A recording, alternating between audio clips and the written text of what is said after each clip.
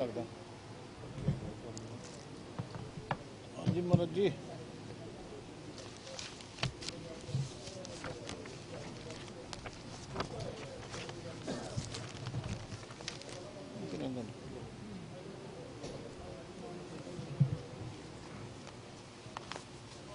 आज के minute sir आ गए जी, विशाल जी आ गए। यही थोड़े लेट सीगे। विशाल जी आ गए, फिर सारे आ गए जी।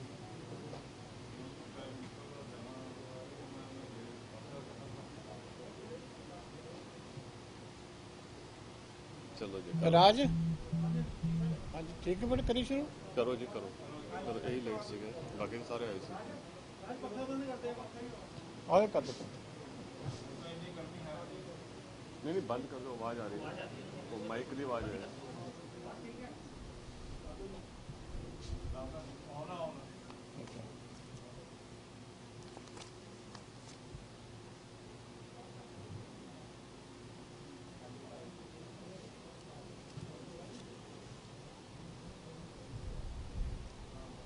करो शुरू।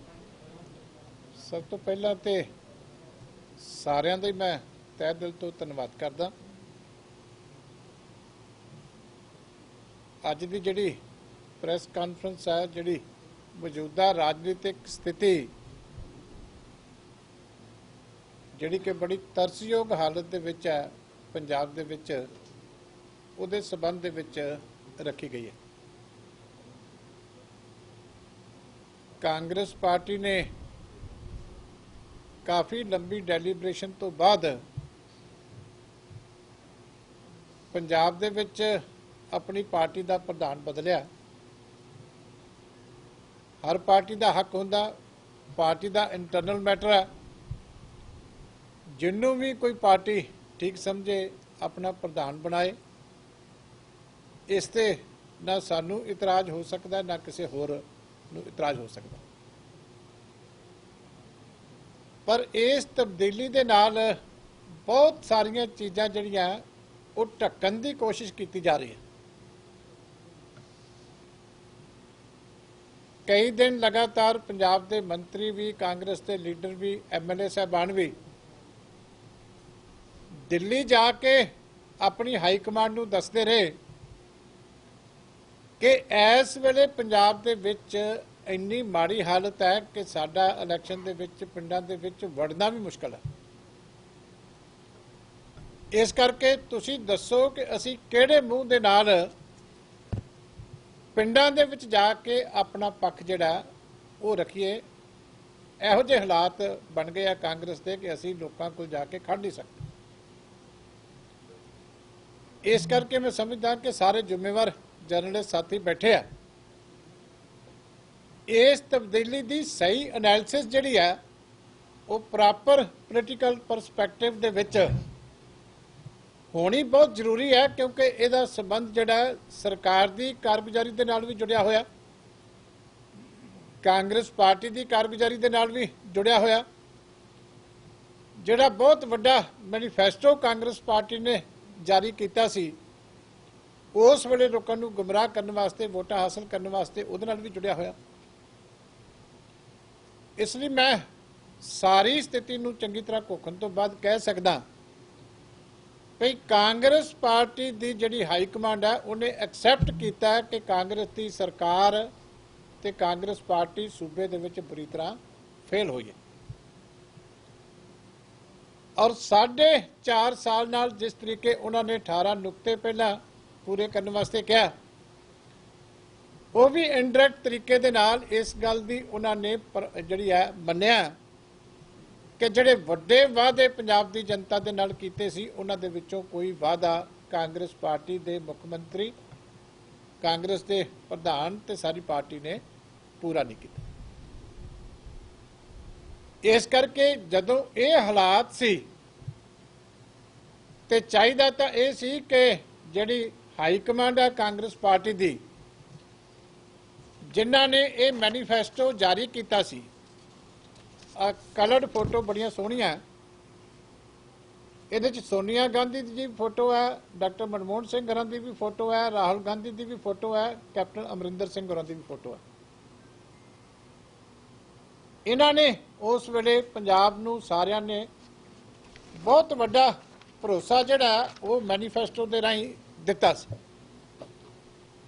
ਹੁਣ ਚਾਹੀਦਾ ਤਾਂ ਇਹ ਸੀ ਕਿ ਪਹਿਲੀ ਗੱਲ ਹੈ ਕਿ ਸਰਕਾਰ ਦੇ ਖਿਲਾਫ ਜਿੰਨੇ ਐਡਾ ਵੱਡਾ ਪੂਅਰ ਪਰਫਾਰਮੈਂਸ ਦਾ ਸਬੂਤ ਦਿੱਤਾ ਉਹਦੇ ਖਿਲਾਫ ਹਾਈ ਕਮਾਂਡ ਨੇ ਕੀ ਐਕਸ਼ਨ ਕੀਤਾ, ਇਹ ਅਸੀਂ ਕਾਂਗਰਸ ਦੀ ਹਾਈ ਕਮਾਂਡ ਨੂੰ ਵੀ ਕਾਂਗਰਸ ਪਾਰਟੀ ਨੂੰ ਵੀ ਸਾਰਿਆਂ ਨੂੰ ਪੁੱਛਣਾ ਚਾਹੁੰਦੇ ਹਾਂ। ਔਰ ਦੂਜੀ ਗੱਲ ਕਿ ਕੀ ਜਿਹੜੀ ਇਹ 4.5 ਸਾਲ ਦੀ ਪੂਅਰ ਕਾਰਗੁਜ਼ਾਰੀ ਜਿਹਨੂੰ ਐਡਮਿਟ ਕੀਤਾ ਕਾਂਗਰਸ ਪਾਰਟੀ ਨੇ, ਕੀ ਇਹਦੇ ਵਿੱਚ ਨਵਜੋਤ ਸਿੱਧੂ ਦੀ ਜ਼ਿੰਮੇਵਾਰੀ ਨਹੀਂ ਬਣਦੀ? ਉਹ 2.5 ਸਾਲ ਪੰਜਾਬ ਦੇ ਮੰਤਰੀ ਰਹੇ ਆ, ਕੈਬਨਿਟ ਮੰਤਰੀ ਰਹੇ ਆ, ਕਲੈਕਟਿਵ ਰਿਸਪੌਂਸਿਬਿਲਟੀ ਹੁੰਦੀ ਹੈ। ਸਰਕਾਰ ਨੇ ਪਹਿਲਾਂ 100 ਦਿਨ ਦੀ ਝੂਠੀ ਕਾਰਗੁਜ਼ਾਰੀ ਜਾਰੀ ਕੀਤੀ ਸੀ, ਫਿਰ 1 ਸਾਲ ਦੀ ਝੂਠੀ ਕਾਰਗੁਜ਼ਾਰੀ ਜਾਰੀ ਕੀਤੀ ਸੀ, ਫਿਰ 2 ਸਾਲ ਦੀ ਝੂਠੀ ਕਾਰਗੁਜ਼ਾਰੀ ਜਾਰੀ ਕੀਤੀ ਸੀ। ਇਹ ਸਾਰਾ ਸਮਾਂ ਉਸ ਵੇਲੇ ਕੈਬਨਿਟ ਦੇ ਵਿੱਚ ਕੈਬਨਿਟ ਦਾ ਸ਼ਿੰਗਾਰ ਸਰਦਾਰ ਮਨਜੋਤ ਸਿੰਘ ਸਿੱਧੂ ਵੀ ਸੀਗੇ। ਇਸ ਕਰਕੇ ਅੱਧੇ ਸਮੇਂ ਦੇ ਵਿੱਚ ਤਾਂ ਇੱਕ ਕਲੈਕਟਿਵ ਰਿਸਪੌਂਸਿਬਿਲਟੀ ਦੇ ਤੌਰ ਦੇ ਉੱਤੇ ਸਿੱਧੂ ਸਾਹਿਬ ਦਾ ਬੜਾ ਵੱਡਾ ਰੋਲ ਬਣਦਾ ਕਿ ਉਹ ਸਿੱਧੇ ਤੌਰ ਦੇ ਉੱਤੇ ਜਿਹੜੀ ਹੈ ਐਡਮਿਟ ਕਰਦੇ ਕਿ 2.5 ਸਾਲ ਦਾ ਜਿਹੜਾ ਫੇਲਰ ਹੈ ਕੈਬਨਿਟ ਦਾ, ਉਹਦੇ ਵਿੱਚ ਤਾਂ ਨਵਜੋਤ ਸਿੱਧੂ ਬਰਾਬਰ ਦਾ ਦੋਸ਼ੀ ਹੈ। ਔਰ ਉਸ ਤੋਂ ਬਾਅਦ ਵੀ ਕੋਈ ਪਾਰਟੀ ਛੱਡ ਕੇ ਉਹ ਬਾਹਰ ਨਹੀਂ ਗਏ।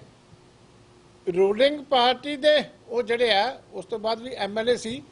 ਔਰ ਕਾਂਗਰਸ ਦੀਆਂ ਜਿਹੜੀਆਂ ਇਲੈਕਸ਼ਨਾਂ ਦੂਜੀਆਂ ਸਟੇਟਾਂ ਦੇ ਵਿੱਚ ਹੁੰਦੀਆਂ ਰਹੀਆਂ ਜਾਂ ਸੂਬੇ ਦੇ ਵਿੱਚ ਜਿਹੜੀ ਪਾਰਲੀਮੈਂਟ ਦੀ ਇਲੈਕਸ਼ਨ ਹੋਈ ਆ ਉਹਦੇ ਕੰਪੇਨ ਦੇ ਮੇਨ ਚਿਹਰੇ ਰਹੇ ਕਾਂਗਰਸ ਪਾਰਟੀ ਦੇ। ਇਸ ਕਰਕੇ ਮੈਂ ਪੁੱਛਣਾ ਚਾਹੁੰਦਾ ਕਿ ਜੇ ਕੈਪਟਨ ਅਮਰਿੰਦਰ ਸਿੰਘ ਵੀ ਦੋਸ਼ੀ ਹੈਗੇ ਆ, ਬਾਕੀ ਕੈਬਨਿਟ ਵੀ ਦੋਸ਼ੀ ਆ, ਤਾਂ ਨਵਜੋਤ ਸਿੰਘ ਸਿੱਧੂ ਕਿਵੇਂ ਆਪਣੇ ਆਪ ਨੂੰ ਕਹਿ ਸਕਦੇ ਆ ਕਿ ਇਹ ਜਿਹੜੀ 4.5 ਸਾਲ ਭੈੜੀ ਕਾਰਗੁਜ਼ਾਰੀ ਕਾਂਗਰਸ ਪਾਰਟੀ ਦੀ ਜ਼ੀਰੋ ਪਰਫਾਰਮੈਂਸ ਰਹੀ ਹੈ, ਉਹਦੇ ਵਾਸਤੇ ਨਵਜੋਤ ਸਿੰਘ ਸਿੱਧੂ ਜਿਹੜੇ ਆ ਉਹ ਕਿਵੇਂ ਬਚ ਸਕਦੇ ਆ? ਇਸ ਗੱਲ ਦਾ ਜਵਾਬ ਜਿਹੜਾ ਉਹ ਪੰਜਾਬ ਦੀ ਜਨਤਾ, ਪੰਜਾਬੀ ਕਾਂਗਰਸ ਪਾਰਟੀ ਕੋਲੋਂ ਮੰਗਣਾ ਚਾਹੁੰਦੇ। ਹੁਣ ਮੈਂ ਸਮਝਦਾ ਕਿ ਪਹਿਲਾਂ ਇਲੈਕਸ਼ਨ ਵੇਲੇ ਗੁਟਕਾ ਸਾਹਿਬ ਫੜ ਕੇ ਤੇ ਧੋਖਾ ਪੰਜਾਬ ਦੇ ਨਾਲ ਹੋਇਆ ਸੀ, ਤੇ ਹੁਣ ਜਿਹੜਾ ਇੱਕ ਚਿਹਰਾ ਬਦਲ ਕੇ, ਕਿਉਂਕਿ ਚਿਹਰੇ ਤਾਂ ਅਸਲੀ ਆ ਜਿਨ੍ਹਾਂ ਨੂੰ ਜ਼ਿੰਮੇਵਾਰੀ ਲੈਣੀ ਚਾਹੀਦੀ ਹੈ, ਇਸ ਕਰਕੇ ਇੱਕ ਚਿਹਰਾ ਬਦਲ ਕੇ ਤੇ ਹੁਣ ਸਾਰੀ ਜਿਹੜੀ ਪੂਅਰ ਪਰਫਾਰਮੈਂਸ ਆ, ਜਿਹੜੀ ਕਰਪਸ਼ਨ ਹੈ, ਜਿਹੜੀ ਇਹਨਾਂ ਦਾ ਵਰਕਿੰਗ ਫੇਲ ਹੋਈ ਹੈ ਬੁਰੀ ਤਰ੍ਹਾਂ ਸਰਕਾਰ, ਉਹ ਸਾਰੇ ਦੇ ਉੱਤੇ ਕਵਰ ਅਪ ਕਰਨ ਦੀ ਜਿਹੜੀ ਕੋਸ਼ਿਸ਼ ਕੀਤੀ ਜਾ ਰਹੀ ਹੈ, ਜਿਹੜੀ ਕਿ ਮੈਂ ਸਮਝਦਾ ਕਿਸੇ ਵੀ ਤਰੀਕੇ ਜਿਹੜੀ ਹੈ ਉਹ ਸੰਭਵ ਨਹੀਂ ਹੈ। ਕਿਉਂਕਿ ਅੱਜ ਮੈਂ ਸਿੱਧੂ ਸਾਹਿਬ ਨੂੰ ਵੀ, ਕੈਪਟਨ ਸਾਹਿਬ ਨੂੰ ਵੀ, ਰਾਹੁਲ ਗਾਂਧੀ ਜੀ ਨੂੰ ਵੀ, ਸੋਨੀਆ ਗਾਂਧੀ ਸਾਰਿਆਂ ਨੂੰ ਪੁੱਛਣਾ ਚਾਹੁੰਦਾ ਕਿ ਪਹਿਲਾਂ ਇਹ ਦੱਸੋ ਕਿ ਜਿਹੜਾ 90,000 ਕਰੋੜ ਦਾ ਕਰਜ਼ੇ ਦਾ ਮਾਫੀ ਦਾ ਵਾਅਦਾ ਸੀ ਉਹਦੇ ਵਾਸਤੇ ਜ਼ਿੰਮੇਵਾਰ ਕੌਣ? ਕਿਉਂਕਿ ਹੁਣ ਤੁਸੀਂ ਆਪ ਆਪਣੇ ਅੰਕੜਿਆਂ ਮੁਤਾਬਕ ਮੰਨਦੇ ਹੋ ਕਿ 4600 ਕਰੋੜ ਤੋਂ ਅੱਗੇ ਨਹੀਂ ਵੱਧ ਸਕੇ, ਤਾਂ ਫਿਰ ਉਹਦੇ ਵਾਸਤੇ ਜ਼ਿੰਮੇਵਾਰ ਕੌਣ ਹੈ? ਕਿਸਾਨੀ ਦੇ ਨਾਲ ਜਿਹੜਾ ਐਡਾ ਵੱਡਾ ਵਿਸ਼ਵਾਸਘਾਤ ਹੋਇਆ, ਇੰਨੀ ਵੱਡੀ ਗਿਣਤੀ 1700 ਦੇ ਕਰੀਬ, ਹਾਲੇ ਕੱਲ ਗਿਣਤੀ ਆਈ ਸੀ ਕਿ ਹੁਣ ਸੁਸਾਈਡ ਹੋ ਗਏ, ਫਿਰ ਇਹਦੇ ਵਾਸਤੇ ਜ਼ਿੰਮੇਵਾਰ ਕੌਣ ਹੈ? ਪਹਿਲਾਂ ਤਾਂ ਇਹਦੀ ਜ਼ਿੰਮੇਵਾਰੀ ਤਾਂ ਕਾਂਗਰਸ ਨੂੰ ਕਿਸੇ ਨਾ ਕਿਸੇ ਦੇ ਉੱਤੇ ਪਾਉਣੀ ਪਊਗੀ ਕਿ ਕੌਣ ਜ਼ਿੰਮੇਵਾਰ ਹੈ। ਦੂਜੀ ਗੱਲ ਹੈ ਜਿਹੜਾ ਨੌਜਵਾਨਾਂ ਦੇ ਨਾਲ ਜਿਹੜਾ ਵੱਡਾ ਵਿਸ਼ਵਾਸਘਾਤ ਹੋਇਆ ਘਰ ਘਰ ਨੌਕਰੀਆਂ ਦਾ, ਕਿਉਂਕਿ 3 ਮੰਤਰੀਆਂ ਦੇ ਬੱਚਿਆਂ ਨੂੰ ਤੇ ਆਊਟ ਆਫ ਦੀ ਵੇ 35 ਸਾਲਾਂ ਬਾਅਦ ਵੀ ਡੈਥ ਤੋਂ ਕੰਪੈਸ਼ਨੇਟ ਗਰਾਊਂਡ ਦੇ ਉੱਤੇ ਤਰਸ ਦੇ ਆਧਾਰ ਦੇ ਉੱਤੇ ਡੀਐਸਪੀ ਤੇ ਤਹਿਸੀਲਦਾਰਾਂ ਦੀਆਂ ਨੌਕਰੀਆਂ ਆਫਰ ਕੀਤੀਆਂ ਗਈਆਂ, ਪਰ ਪੰਜਾਬ ਦੇ ਨੌਜਵਾਨਾਂ ਦੇ ਜਿਹੜਾ ਹੈਗਾ ਉਹਦੇ ਵਾਸਤੇ ਕੌਣ ਜ਼ਿੰਮੇਵਾਰ? ਔਰ ਜੋ ਡਰੱਗਸ ਦੀ ਇਸ ਵੇਲੇ ਹਾਲਤ ਹੈ, ਮੈਨੂੰ ਕਹਿਣ ਦੀ ਲੋੜ ਨਹੀਂ, ਤੁਸੀਂ ਰੋਜ਼ ਛਾਪ ਦਿਓ। ਇਹ ਜਿਹੜਾ 4 ਹਫ਼ਤਿਆਂ ਦਾ ਵਾਅਦਾ ਸੀ, ਇਹ ਸਾਰੇ ਜਿਹੜੇ ਮੰਤਰੀ ਸਾਹਿਬਾਨ ਸਿੱਧੂ ਸਾਹਿਬ ਦੇ ਆਲੇ ਦੁਆਲੇ ਘੇਰ ਕੇ ਖੜੇ ਆ, ਉਹ ਪੁਰਾਣੀ ਵੀਡੀਓ ਚਲਾ ਕੇ ਦੇਖ ਲਓ। ਗੁਟਕਾ ਸਾਹਿਬ ਫੜਾਉਣ ਵੇਲੇ ਤੇ ਨਾਲ ਉਸ ਵੇਲੇ ਜਿਹੜੇ ਖੜਨ ਵਾਲੇ, ਇਹ ਸਾਰੇ ਹੀ ਉੱਥੇ ਹਾਜ਼ਰ ਸੀਗੇ। ਇਸ ਕਰਕੇ ਕੀ ਇਹ ਸਾਰੇ ਮੰਤਰੀ ਸਾਹਿਬਾਨ, ਐਮਐਲਏ ਸਾਹਿਬਾਨ ਇਹ ਜ਼ਿੰਮੇਵਾਰੀ ਆਪਣੇ ਤੇ ਲੈਣਗੇ ਕਿ ਇਹ ਜਿਹੜੀ ਗੱਲ ਤੋਂ ਫੇਲ ਹੋਈ ਹੈ, ਇਹ ਸਾਰਿਆਂ ਦਾ ਇੱਕ ਕਲੈਕਟਿਵ ਕਾਂਗਰਸ ਦਾ ਜਿਹੜਾ ਉਹ ਫੇਲ ਆ। ਇਸੇ ਤਰ੍ਹਾਂ ਦਲਿਤ ਵਰਗ ਵਾਸਤੇ ਕੀ ਕੀਤਾ, ਐਮਪਲਾਈਜ਼ ਵਾਸਤੇ ਕੀ ਕੀਤਾ, ਵਪਾਰੀਆਂ ਵਾਸਤੇ ਕੀ ਕੀਤਾ, ਇੰਡਸਟਰੀ ਵਾਸਤੇ ਕੀ ਕੀਤਾ। ਆ ਜਿਹੜੀ ਪਾਵਰ ਦੀ ਐਡੀ ਵੱਡੀ ਕ੍ਰਾਈਸਿਸ ਹੈ, ਇਹਦੇ ਵਾਸਤੇ ਕੌਣ ਜ਼ਿੰਮੇਵਾਰ ਹੈ? ਜਿਹੜਾ 5600 ਕਰੋੜ ਦਾ ਰੈਵਨਿਊ ਲਾਸ ਦਾ ਪਿਛਲੇ ਚੀਫ ਸੈਕਟਰੀ ਸਾਹਿਬ ਨੇ ਰੌਲਾ ਪਾਇਆ ਸੀ, ਉਹਦੇ ਵਾਸਤੇ ਕੌਣ ਜ਼ਿੰਮੇਵਾਰ ਹੈ? ਜਿਹੜੇ 120 ਬੰਦੇ ਨਜਾਇਜ਼ ਸ਼ਰਾਬ ਪੀ ਕੇ ਤੇ ਬਾਰਡਰ ਦੇ 3 ਜ਼ਿਲ੍ਹਿਆਂ 'ਚ ਮਰ ਗਏ ਸੀ, ਉਹਦੇ ਵਾਸਤੇ ਕੌਣ ਜ਼ਿੰਮੇਵਾਰ ਹੈ? ਔਰ ਜਿਹੜੀਆਂ 3 ਨਜਾਇਜ਼ ਸ਼ਰਾਬ ਦੀਆਂ ਫੈਕਟਰੀਆਂ ਫੜੀਆਂ ਗਈਆਂ, ਉਹਦੇ ਵਾਸਤੇ ਕੌਣ ਜ਼ਿੰਮੇਵਾਰ ਹੈ? ਇਸ ਕਰਕੇ ਇਹ ਸਾਰੀਆਂ ਚੀਜ਼ਾਂ ਮੈਂ ਨਵੇਂ ਪ੍ਰਧਾਨ ਸਾਹਿਬ ਨੂੰ ਵੀ ਤੇ ਕੈਪਟਨ ਸਾਹਿਬ ਨੂੰ ਵੀ ਦੋਨਾਂ ਨੂੰ ਪੁੱਛਦਾ ਕਿ ਇਹਦਾ ਜਵਾਬ ਕੌਣ ਦਊਗਾ। ਕਿ ਤੁਸੀਂ ਤਾਂ ਆਪਣੇ ਢੋਲ ਵਜਾੜੇ ਖੁਸ਼ੀ ਦੇ ਵਜਾਓ, ਕੋਈ ਸਾਨੂੰ ਇਤਰਾਜ਼ ਨਹੀਂ, ਪਰ ਤੁਹਾਨੂੰ ਪਤਾ ਕਿ ਤੁਹਾਡੇ ਢੋਲ ਦੀ ਆਵਾਜ਼ ਇੱਕ ਪਾਸੇ ਆ ਰਹੀ ਸੀ ਤੇ ਸਭ ਤੋਂ ਵੱਧ ਜਿਸ ਕੇਸ ਦੇ ਉੱਤੇ ਤੁਸੀਂ ਰੌਲਾ ਪਾਇਆ ਸੀ ਕਿ ਸ੍ਰੀ ਗੁਰੂ ਗ੍ਰੰਥ ਸਾਹਿਬ ਦੀਆਂ ਬੇਅਦਬੀਆਂ ਦਾ, ਕਿ ਸਿੱਧੂ ਸਾਹਿਬ ਤੁਹਾਨੂੰ ਪਤਾ ਕਿ 4 ਉਹਦੇ ਮੁਜਰਮ ਜਿਹੜੇ ਆ ਉਹਨਾਂ ਨੂੰ ਅਦਾਲਤ ਨੇ ਕੱਲ ਜ਼ਮਾਨਤ ਦੇ ਦਿੱਤੀ।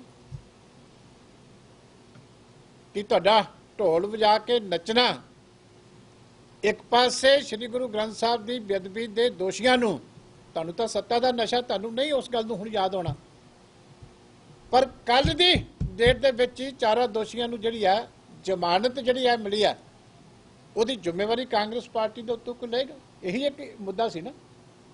ਇਹ ਅਸਲੀ ਜਿਹੜਾ ਸੈਕੰਡ ਲੀਗ ਦਾ ਇਸ਼ੂ ਸੀ, ਜਿਹੜਾ ਬੁਰਜ ਜਵਾਹਰ ਸਿੰਘ ਵਾਲਾ, ਇਹ ਉਹ ਕੇਸ ਹੈ। ਇਸ ਤਰੀਕੇ ਦੀ ਕੇਸ ਦੀ ਪੈਰਵਾਈ ਹੋ ਰਹੀ ਹੈ ਨਾ, ਕਿਉਂਕਿ ਤੁਹਾਨੂੰ ਤਾਂ ਇਹ ਸੀ ਕਿ ਹੁਣ ਇਸ ਇਸ਼ੂ ਦੇ ਉੱਤੇ ਬੜੀ ਰਾਜਨੀਤੀ ਕਰ ਲਈ, ਹੁਣ ਇਦਾਂ ਕਰੋ ਕਿ ਕਾਂਗਰਸ ਦਾ ਪ੍ਰਧਾਨ ਬਦਲ ਲਓ ਤੇ ਸਾਰੀ ਗੱਲ ਤੇ ਕਹੋ ਜੀ ਮਿੱਟੀ ਪਾਓ। ਤੁਸੀਂ ਆਪਣੇ ਅੰਦਰ ਮਿੱਟੀ ਪਾਓ ਨਾ ਪਾਓ, ਤੁਹਾਡੇ ਵਿੱਚੋਂ ਕੋਈ ਕਿਸੇ ਕੋਲੋਂ ਮਾਫੀ ਮੰਗੇ ਨਾ ਮੰਗੇ, ਉਹ ਸਾਡਾ ਇਸ਼ੂ ਨਹੀਂ ਹੈ। ਤੁਸੀਂ 50 ਵਾਰੀ ਅੱਗੇ ਵੀ ਇੱਕ ਦੂਜੇ ਨੂੰ ਜਲੀਲ ਕੀਤਾ, ਫਿਰ ਇਕੱਠੇ ਬੈਠੇ, ਇਹ ਲੋਕਾਂ ਦਾ ਇਸ਼ੂ ਨਹੀਂ ਹੈ। ਸਾਨੂੰ ਤਾਂ ਇਹ ਦੱਸੋ ਕਿ ਜਿਹੜਾ ਨੁਕਸਾਨ ਹੋਇਆ ਪੰਜਾਬ ਦਾ, ਉਹਦੀ ਜ਼ਿੰਮੇਵਾਰੀ ਕੌਣ ਲਏਗਾ? ਨਾ ਹੁਕਮਰਾਨ ਪਾਰਟੀ ਨੂੰ ਫਿਕਰ, ਨਾ ਜਿਹੜੀ ਮੇਨ ਆਪੋਜੀਸ਼ਨ ਪਾਰਟੀ ਬਣੀ ਸੀ ਆਮ ਆਦਮੀ ਪਾਰਟੀ, ਉਹਨੂੰ ਫਿਕਰ।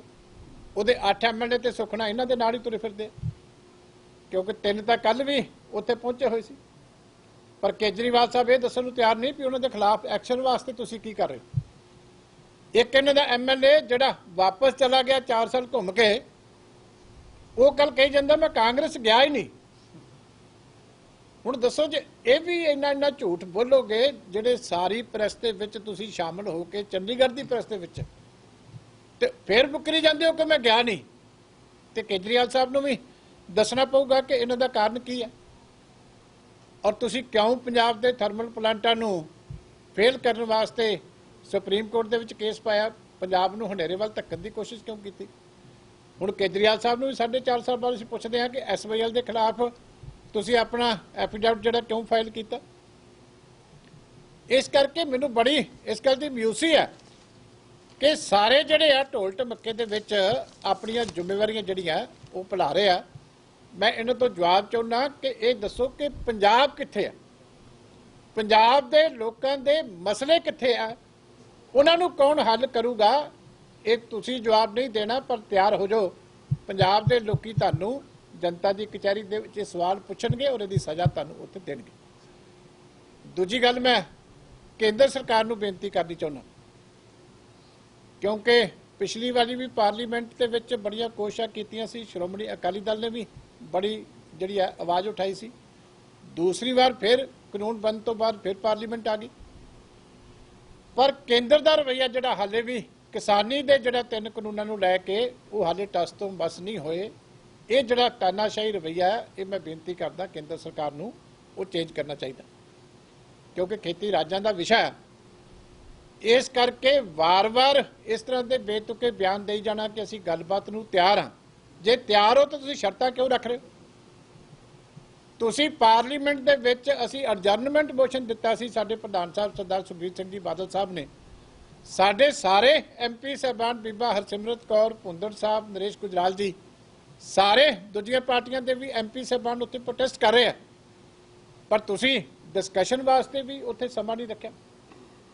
ਕਿ ਇਸ ਤਰੀਕੇ ਦੇਸ਼ ਚੱਲੇਗਾ ਕਿ ਰਾਜਾਂ ਦੇ ਵਿਸ਼ੇ ਦੇ ਉੱਤੇ ਸਾਰੇ ਫੈਡਰਲਿਜ਼ਮ ਦੇ ਸਟਰਕਚਰ ਨੂੰ ਤਬਾਹ ਕਰਕੇ ਪਹਿਲਾਂ ਤੁਸੀਂ ਜਿਹੜਾ ਹੈਗਾ ਖੇਤੀ ਦੇ 3 ਕਾਨੂੰਨ ਲਿਆਂਦੇ, ਫਿਰ ਤੁਸੀਂ ਅੱਗੋਂ ਬਿਜਲੀ ਦਾ ਬਿੱਲ ਵੀ ਜਿਹੜਾ ਉਹ ਵੀ ਫੈਡਰਲਿਜ਼ਮ ਦੇ ਸਿਧਾਂਤ ਦੇ ਅਗੇਂਸਟ ਲਿਆਉਣ ਦੀਆਂ ਜਿਹੜੀਆਂ ਕੋਸ਼ਿਸ਼ਾਂ ਕਰ ਰਹੇ ਹੋ, ਤੇ ਇਹਦੇ ਨਾਲ ਜੋ ਨੁਕਸਾਨ ਹੋ ਰਿਹਾ ਦੇਸ਼ ਦਾ, ਇਹਦੇ ਬਾਰੇ ਕੇਂਦਰ ਸਰਕਾਰ ਨੂੰ ਜ਼ਰੂਰ ਸੋਚਣਾ ਚਾਹੀਦਾ।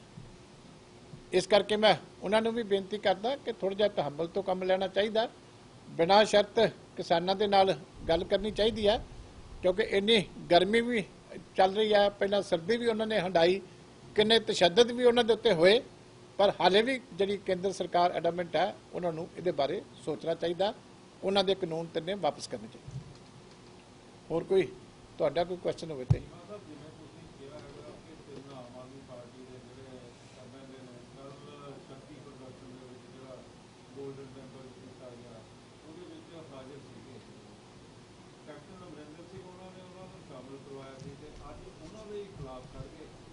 ਲੱਗਦਾ ਕਿ ਹੁਣ ਸਰਕਾਰ ਨੂੰ ਉਹਨਾਂ ਦੇ ਖਿਲਾਫ ਕੋਈ ਨਾ ਕੋਈ ਕਦਮ ਚੱਕ ਲੈਣਾ ਚਾਹੀਦਾ, ਜਾਂ ਵਿਧਾਨ ਸਭਾ ਸਪੀਕਰ ਨੂੰ ਜਿਹੜੀਆਂ ਐਪਲੀਕੇਸ਼ਨਾਂ ਅਕਾਲੀ ਦਲ ਨੇ ਦਿੱਤੀਆਂ ਹੋਈਆਂ ਨੇ ਜਾਂ ਆਮ ਆਦਮੀ ਪਾਰਟੀ ਨੇ ਵੀ ਦਿੱਤੀਆਂ ਹੋਈਆਂ ਨੇ, ਉਹਨਾਂ ਦੀ ਡਿਸਕੁਆਲੀਫਿਕੇਸ਼ਨ। ਦੇਖੋ ਗੱਲ ਇਹ ਹੈ ਕਿ ਬਹੁਤ ਕੁਐਸਚਨਸ ਖੜੇ ਹੋ ਰਹੇ ਆ ਕਿ ਕਾਂਗਰਸ ਪਾਰਟੀ ਦੇ MLA ਜਿਹੜੇ ਆ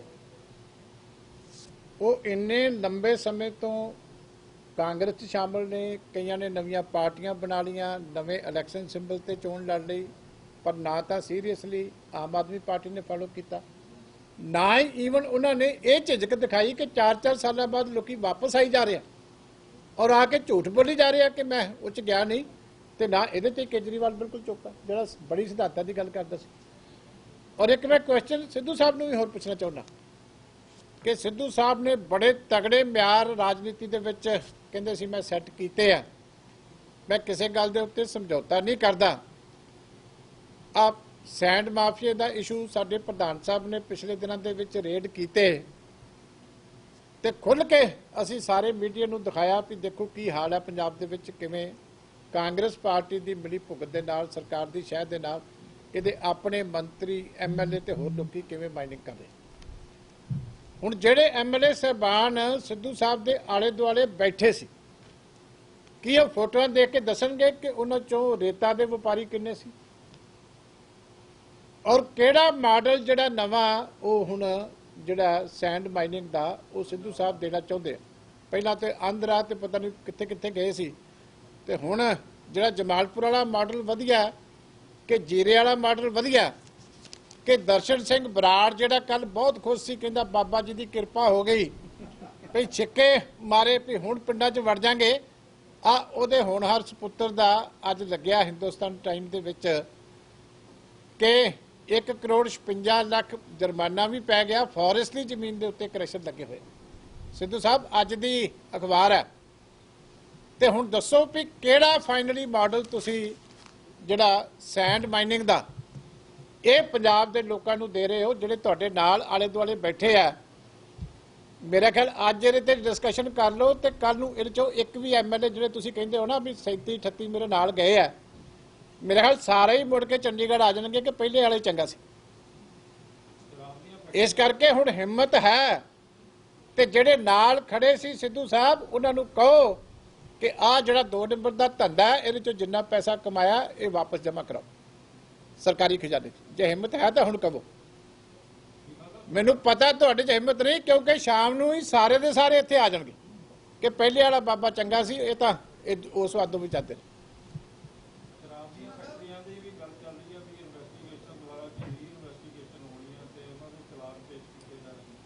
ਮੈਂ ਇਹੀ ਕਹਿ ਰਿਹਾ ਨਾ ਕਿ ਹੁਣ ਜੋ ਉੱਥੇ ਆਲੇ ਦੁਆਲੇ ਜਿਹੜੇ ਵੱਡੇ ਵੱਡੇ ਨਾਰੇ ਲਾਉਣ ਵਾਲੇ ਬੈਠੇ ਆ, ਉਹਨਾਂ ਦਾ ਸਾਰਿਆਂ ਦਾ ਖੁਲਾਸਾ ਬੜੀ ਵਾਰੀ ਹੋ ਚੁੱਕਿਆ, ਤੇ ਹੁਣ ਸਿੱਧੂ ਸਾਹਿਬ ਦੇ ਜਿਹੜੀ ਆਪਣੀ ਜਿਹੜੀ ਹੈ ਪ੍ਰਧਾਨ ਬਣਨ ਤੋਂ ਬਾਅਦ ਇਹਦੇ ਤੇ ਆਪਣਾ ਸਪਸ਼ਟ ਰਾਏ ਜਿਹੜੀ ਆ ਉਹ ਦੇਣੀ ਚਾਹੀਦੀ ਹੈ ਕਿ ਨਜਾਇਜ਼ ਸ਼ਰਾਬ ਬਾਰੇ ਉਹਨਾਂ ਦਾ ਕੀ, ਜਿਹੜੀਆਂ ਫੈਕਟਰੀਆਂ 3 ਬਣੀਆਂ ਉਹਦੇ ਤੇ ਉਹਨਾਂ ਦਾ ਕੀ ਸਟੈਂਡ ਹੈ। ਆ ਜਿਹੜੇ ਸਾਰੇ ਕਾਂਗਰਸ ਦੇ ਲੀਡਰਾਂ ਦੇ ਨੇਤਾ ਦੇ ਨਾਂ ਆ ਰਹੇ ਆ, ਇਹਨਾਂ ਨੂੰ ਹੁਣ ਬਤੌਰ ਪ੍ਰਧਾਨ ਪਾਰਟੀ ਚੋਂ ਕੱਢਣਗੇ, ਪੈਸਾ ਰਿਕਵਰ ਕਰਨਗੇ, ਕੇਸ ਦਰਜ ਕਰਨਗੇ ਕਿ ਨਹੀਂ ਕਰਨਗੇ। ਇਸੇ ਤਰ੍ਹਾਂ ਜਿਹੜੇ 120 ਬੰਦਿਆਂ ਦੀ ਮੌਤ ਹੋਈ ਸੀ ਬਾਰਡਰ ਏਰੀਆ ਦੇ ਵਿੱਚ, ਉਹਦੇ ਵਾਸਤੇ ਕਿਸੇ ਦੀ ਜ਼ਿੰਮੇਵਾਰੀ ਫਿਕਸ ਕਰਨਗੇ ਕਿ ਕਿਹੜੀ ਡਿਸਟਿਲਰੀ ਦੇ ਵਿੱਚੋਂ ਨਜਾਇਜ਼ ਜਿਹੜੀ ਆ ਉਹ ENA ਗਿਆ ਸੀ ਤੇ ਨਜਾਇਜ਼ ਸ਼ਰਾਬ ਬਣੀ ਸੀ। ਇਹ ਬਹੁਤ ਵੱਡੇ ਕੁਐਸਚਨ ਹੈ ਜਿਹੜੇ ਮੈਂ ਸਮਝਦਾ ਉਹਨਾਂ ਨੂੰ ਕੱਲ ਤਾਜਪੋਸ਼ੀ ਦੇ ਸਮੇਂ ਐਡਰੈਸ ਕਰਨੇ ਚਾਹੀਦੇ ਆ, ਲੋਕਾਂ ਨੂੰ ਦੱਸਣੇ ਚਾਹੀਦੇ।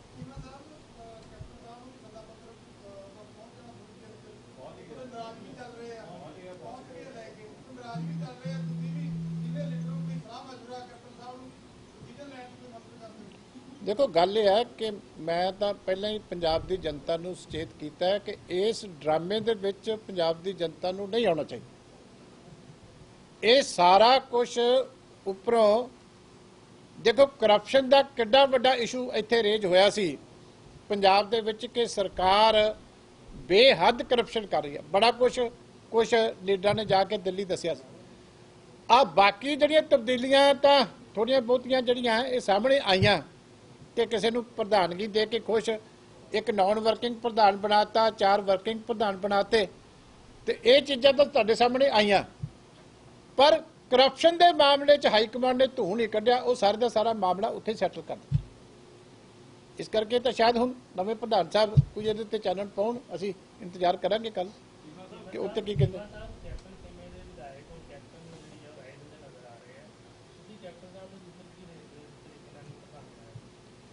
ਨਹੀਂ ਦੇਖੋ, ਅਸੀਂ ਪਾਰਟੀ ਦੇ ਕਿਸੇ ਦੇ ਵੀ ਇੰਟਰਨਲ ਮਾਮਲਿਆਂ ਤੇ ਕੁਝ ਨਹੀਂ ਕਹਿਣਾ ਚਾਹੁੰਦੇ। ਇੱਥੇ 50 ਵਾਰੀ ਇਸੇ ਤਰੀਕੇ ਹੀ ਇਹਨਾਂ ਨੇ ਕਈ ਵਾਰੀ ਇੱਕ ਦੂਜੇ ਦੇ ਸਿਰ 'ਚ ਕਈ ਕੁਝ ਪਾਇਆ, ਫਿਰ ਇਕੱਠੇ ਹੋ ਜਾਂਦੇ। ਇਹ ਤਾਂ ਲੋਕਾਂ ਵਾਸਤੇ ਡਰਾਮਾ। ਮੈਂ ਕਿਹਾ ਨਾ ਕਿ ਇਹ ਤਾਂ ਕਾਂਗਰਸ ਨੂੰ ਜਿਹੜੀ ਇਹ ਜੋ ਕੁਝ ਹੋਇਆ 4.5 ਸਾਲਾਂ ਦੇ ਵਿੱਚ ਉਹਦੇ ਤੋਂ ਬਚਾਉਣ ਦੀ ਇੱਕ ਹਾਈ ਕਮਾਂਡ ਦਾ ਰਸਤਾ ਕੱਢਿਆ ਗਿਆ, ਕਿਉਂਕਿ ਫੋਟੋਆਂ ਉਹਨਾਂ ਦੀਆਂ ਛਪੀਆਂ ਸਾਰਿਆਂ ਦੀਆਂ ਮੈਨੀਫੈਸਟੋ 'ਚ, ਸਹੁੰਆਂ ਕੈਪਟਨ ਸਾਹਿਬ ਨੇ ਖਾਧੀਆਂ, ਤੇ ਇਹਨਾਂ ਨੂੰ ਹੁਣ ਲੱਗਿਆ ਵੀ ਇੱਕ ਨਵਾਂ ਬੰਦਾ ਦੇ ਦਿਓ ਤਾਂ ਜੋ ਲੋਕਾਂ ਨੂੰ ਲੱਗੇ। ਪਰ ਲੋਕਾਂ ਨੂੰ ਇਹਦੇ ਨਾਲ ਮਤਲਬ ਨਹੀਂ ਹੈ। ਅਸੀਂ ਹਿਸਾਬ ਕਾਂਗਰਸ ਪਾਰਟੀ ਤੋਂ ਜੀਵਾ ਸਾਹਿਬ, ਜਿਸ ਤਰ੍ਹਾਂ ਤੁਸੀਂ ਜਿਹੜਾ ਮਾਡਲ ਅਡਾਪਟ ਕੀਤਾ ਹੈਗਾ ਸੋਸ਼ਲ ਇੰਜੀਨੀਅਰਿੰਗ ਦਾ, ਜਿਹਦੇ ਵਿੱਚ ਹਿੰਦੂ ਭਾਈਚਾਰਾ ਜਾਂ ਦਲਿਤ ਭਾਈਚਾਰਾ, ਇਸੇ ਤਰ੍ਹਾਂ ਪਹਿਲਾਂ ਕਾਂਗਰਸ ਕਰਦੀ ਹੁੰਦੀ ਸੀ ਕਿ ਅੱਜ ਉੱਥੇ ਲੋਕ ਜਿਹੜੀ ਚਰਚਾ ਹੈਗੀ ਹੈ ਕਾਂਗਰਸ ਲੀਡਰਾਂ ਦੇ ਵਿੱਚ ਵੀ ਇੱਕ ਵਰਗ ਵਿਸ਼ੇਸ਼ ਦੀ ਜਿਹੜੀ ਪਾਰਟੀ ਬਣ ਕੇ ਰਹਿ ਗਈ ਹੈ, ਤੇ ਜਿਹੜੇ ਚਾਹੇ ਉਹ ਦਲਿਤ ਨੇ ਚਾਹੇ ਹਿੰਦੂ ਭਾਈਚਾਰਾ ਹੈਗਾ ਉਹਨੂੰ ਉਨੀ ਨੁਮਾਇੰਦਗੀ ਨਹੀਂ ਮਿਲ ਰਹੀ ਹੈ। ਕਿ ਤੁਸੀਂ ਦੋਹਾਂ ਦਾ ਕਿਸ ਤਰ੍ਹਾਂ ਕੰਪੈਰੀਜ਼ਨ ਕਰਦੇ ਹੋ? ਨਹੀਂ, ਕਿੱਥੇ ਨਹੀਂ ਮਿਲ ਰਹੀ, ਕਿਹੜੀ ਪਾਰਟੀ 'ਚ ਨਹੀਂ ਮਿਲ ਰਹੀ? ਕਾਂਗਰਸ ਦੇ ਵਿੱਚ ਚਲੋ ਗੱਲ ਇਹ ਹੈ ਕਿ ਕਾਂਗਰਸ ਨੇ ਤੇ ਕਿਸੇ ਵੀ ਵਰਗ ਦੇ ਨਾਲ ਕਦੀ ਇਨਸਾਫ ਨਹੀਂ ਕੀਤਾ। ਹਮੇਸ਼ਾ ਜਿੰਨੀਆਂ ਵੀ ਇਹਨਾਂ ਦੇ ਪੁਰਾਣੀਆਂ ਸਰਕਾਰਾਂ ਦਾ ਹਾਲ ਦੇਖ ਲਓ, ਹੁਣ ਦਾ ਦੇਖ ਲਓ, ਇਹ ਤਾਂ ਸਿਰਫ ਵੋਟਾਂ ਵੇਲੇ ਇਹਨਾਂ ਨੂੰ ਲੱਗਦਾ ਹੈ ਕਿ ਕੋਈ ਨਾ ਕੋਈ ਨਵਾਂ ਸਲੋਗਨ ਦੇ ਕੇ ਤੇ ਕਦੀ ਕਿਸੇ ਵਰਗ ਨੂੰ ਗੁੰਮਰਾਹ ਕਰ ਲਓ, ਕਦੀ ਕਿਸੇ ਵਰਗ ਨੂੰ ਗੁੰਮਰਾਹ ਕਰ ਲਓ। ਪਿਛਲੀ ਵਾਰੀ ਕਿਸਾਨੀ ਇਹਨਾਂ ਦੇ ਢਾਈ ਚੜ੍ਹ ਗਈ ਕਿ ਉਹਦੇ ਨਾਂ ਦੇ ਉੱਤੇ ਵੱਡੇ ਐਲਾਨ ਕਰਤੇ, ਨੌਜਵਾਨਾਂ ਨੂੰ ਗੁੰਮਰਾਹ ਕਰਤਾ ਨੌਕਰੀਆਂ ਦੇ ਨਾਂ ਦੇ ਉੱਤੇ। ਇਸ ਕਰਕੇ ਕਦੀ ਜਾਤ ਪਾਤ ਦੇ ਨਾਂ ਤੇ, ਕਦੀ ਕਿਸੇ ਹੋਰ ਵਰਗਾਂ ਦੇ ਨਾਂ ਦੇ ਉੱਤੇ ਉਹਨਾਂ ਦਾ ਠੱਗੀ ਮਾਰਨੀ ਸੀ, ਠੱਗੀ ਮਾਰ ਲਈ। ਹੋਰ ਬਾਕੀ ਤੇ ਕੋਈ ਨਾ ਇਹਨਾਂ ਦਾ ਸਿਧਾਂਤ ਹੈ, ਨਾ ਇਹਨਾਂ ਦੀ ਕੋਈ ਵੱਖਰੀ ਵਰਕਿੰਗ ਹੈ। ਥੈਂਕ ਯੂ ਜੀ।